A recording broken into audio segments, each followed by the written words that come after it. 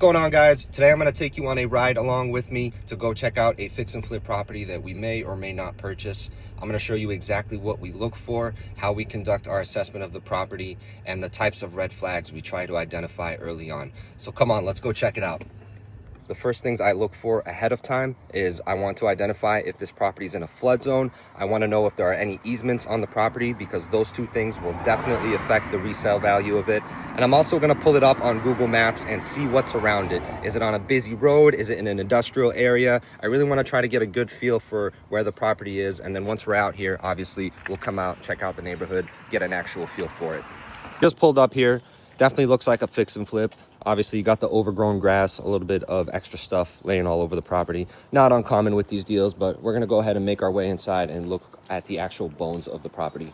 So as I'm walking through here, I'm just getting a quick layout of the land, trying to see what can be done with this space, if there needs to be any major changes to the layout, any structural changes, if the rooms have to be moved around, if walls have to be moved around. Those are some of the most expensive fixes, not both financially, but also in terms of time.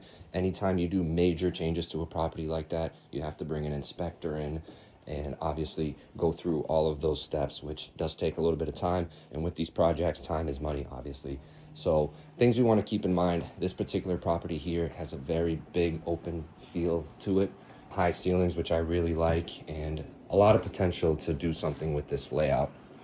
So the next thing we're going to do is we're going to go right down into where all the major components of the home are, which is the basement. And we'll go down here. And the first thing I'm going to do is a quick 360 walk of the perimeter. I want to make sure that the foundation is completely intact, that there's no signs of water intrusion or anything like that. We got to get a line on here first. So as we look up here in the attic space, we do see some old knob and tube. Just the knobs is what we're seeing, those little things that are poking out of the wood.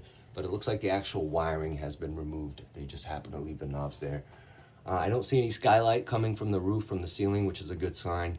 And it looks relatively dry up there. Obviously, we didn't go all the way up, but not too shabby so far. So typically with these types of homes, I'm looking for where I can add value, where there's value add potential. And this space being so big, so vast, so open, with this extra room over here that's being used as an office, that can actually be turned into a bedroom pretty easily. It looked like there was a wall here at some point, so you put the wall back up, doorway, closet, and boom, now you've added a bedroom. And there's also a half bath on this level, which has enough room to be turned into a full bath. So doing those two things, adding a bedroom and adding a full bath, will definitely add tons of value to the house, which will change our after repair value for the better in the end. What I want to watch out for is signs of water coming into the house, whether that be from the roof or another place. And typically a pretty good indicator of that is these spots that you'll see on the ceiling, like here behind me, where it looks like there was moisture at some point, and then over here obviously there was a ton of that, to the point that it brought down some of this drop ceiling a little bit. So those types of things we'll want to watch out for as well. And then the last quick thing we'll do before we leave is we'll just do a quick walkthrough of the exterior of the property. We'll look at the siding, make sure that's in good shape. We'll also look to see that there are gutters. If there are not, that could create a potential issue down the road. We'll also want to look at the roof, try to estimate the age of it based on the condition that it's in. Most of the time, we usually don't know, and it usually ends up getting replaced. But like I said, we're just getting a full scope of the property, the premises, the yard space, everything like that. And with this particular property here, this yard space is pretty big. We'll want to also figure out where the property line is, where the plot lines are, that type of thing. So that's it, guys. Now I'll typically walk this house twice, once with my camera recording so I can refer back to it later, and then a second time without the camera, just thinking out loud, letting my creativity flow, visualizing what I want to do with the space. And then once I do that, I'll run my numbers and see what kind of offer makes sense. The way I do it is I stick to my numbers, and I always tell my clients to stick to their numbers. It doesn't really matter what they're asking for the house. It just matters that the deal makes sense for you based off of your rehab costs, your after repair value, and all of those things together. Now, the other thing that's really important to keep in mind with distressed properties is something called highest and best use.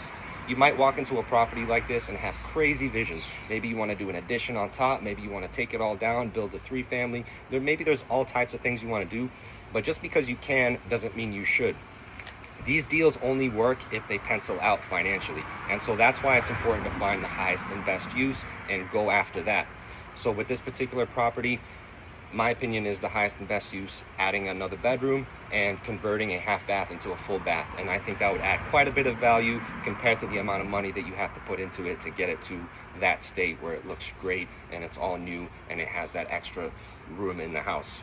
So that's my opinion, but many investors are different. Many investors are more comfortable doing more intensive developments, tear downs, new construction, that type of things. But the way I like to do it is if we can preserve the original structure and the bones of the house without causing any type of threat or safety to the next people that are going to be living here, that's the way that I like to do it. Many of these houses have been standing for over 100 years, especially here in New England where we have tons of older homes. So down to the root and the bones of the house, many times they are in really good shape. So the way I like to do it is address those things, bring everything back to light, and make the home very appealing to the next person that will be living in it. But everybody does it differently. Let me know what you guys think. Thank you for watching.